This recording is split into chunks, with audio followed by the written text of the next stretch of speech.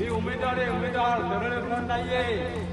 मी उमेदवार आहे, उमेदवार दरड फ्रंट नाहीये. याची का काम आंबेडकरांना. झाकलेलं तोंड, बांधलेले हात, आजूबाजूला पोलिसांचा लवाजमा. कडेकट बंदोबस्ताची ही दृश्य पाहून कोण्या गुन्हेगारांना कोर्टात हजर करण्यासाठी चालवलंय की काय असाच समज तुम्हालाही झाला असेल. मात्र तसं नाहीये. या व्हिडिओमध्ये दिसणाऱ्या 2 स्त्रिया आणि एक पुरुष आहेत पुण्यातील कुख्यात गँगस्टर आंदेकर कुटुंबातील. आता हा पोलिसांचा लवाजमा खुनाच्या गुन्ह्यात अटकेत असलेल्या आंदेकर फॅमिलीला कुठं घेऊन चाललाय याही प्रश्नाचं उत्तर ऐका. तर हे आंदेकर कुटुंबीय पुणे महानगरपालिकेची निवडणूक लढवणार आहेत. आजच त्यांना आपली उमेदवारी दाखल करण्यासाठी आणण्यात आलेलं.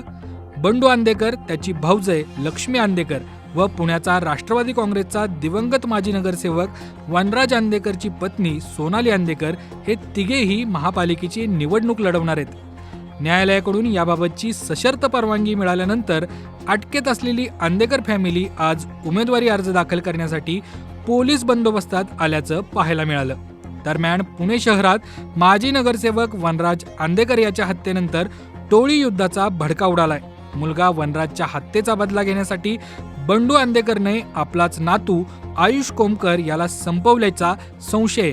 शहरात एकीकडे गुन्हेगारी वाढत असताना आंदेकर फॅमिली निवडणुकीच्या रिंगणात उतरली असून त्यांना कोणता राजकीय पक्ष आश्रय देतो हे पाहणं महत्त्वाचं ठरणार आहे.